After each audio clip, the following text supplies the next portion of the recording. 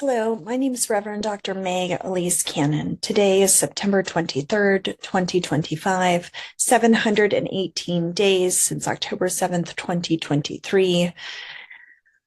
An update from the last 24 hours. The Israeli offensive on Gaza City has taken hospitals in the city out of service, according to reports. Jordanian armed forces are also moving their field hospital that was in Gaza City's Tel Al Hawa neighborhood to Khan Yunis, further in the south, for the safety of the hospital's staff.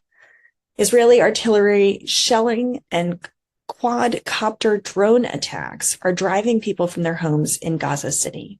That's according to local residents. Israeli tanks have now advanced into the city center, according to witnesses. Hamas authorities publicly executed 3 men who were accused of collaborating with Israel in Gaza City over the weekend. That was on Sunday. I mentioned that yesterday in the daily update. The State Department yesterday barred Iranian diplomats based on visiting New York from shopping at wholesale club stores like Costco and from purchasing luxury goods without permissions. I'd mentioned this as a part of the update that President Trump and the administration said they didn't want Iranians who were coming over for the UN General Assembly meeting to be able to purchase luxury goods. France yesterday made a historic announcement leading the way in the recognition of Palestinian statehood at the two-state conference that was sponsored by France and Saudi Arabia. Other countries that joined them in recognizing the Palestinian state included Andorra, Belgium, Luxembourg, Malta, and Monaco. After announcing or confirming their recognition of a Palestinian state at the UN General Assembly meeting aimed at galvanizing support for a two-state solution, the U.S. did not attend the France-Saudi Arabia organized meeting.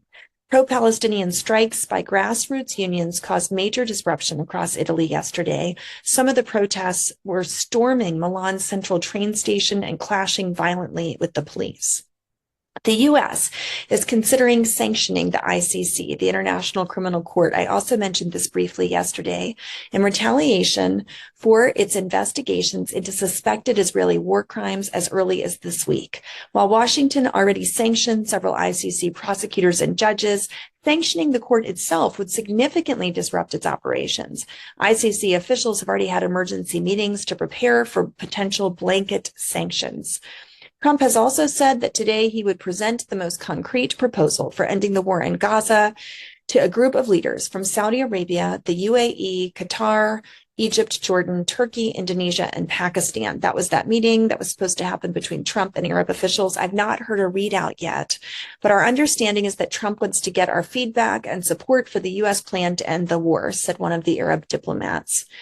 Finally, I wanted to let you know we're in the middle of Rosh Hashanah, which started the evening last night, September 22nd. It goes through tomorrow, September 24th. Rosh Hashanah is the new year in Judaism. The biblical name for the holiday is Yom Teruah. It's the first of the high holy days, as specified in Leviticus 23, that occur in the late summer, early autumn of the Northern Hemisphere.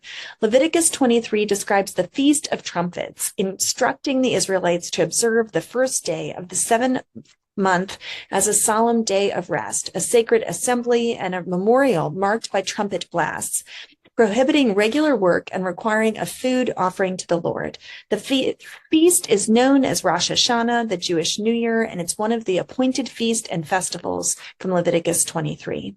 This year, there have been varying sentiments from Jews around the world, saying that the holiday is a difficult one, marked by ongoing war, a persistent wave of anti-Semitism, and unresolved divisions nationally within Israel.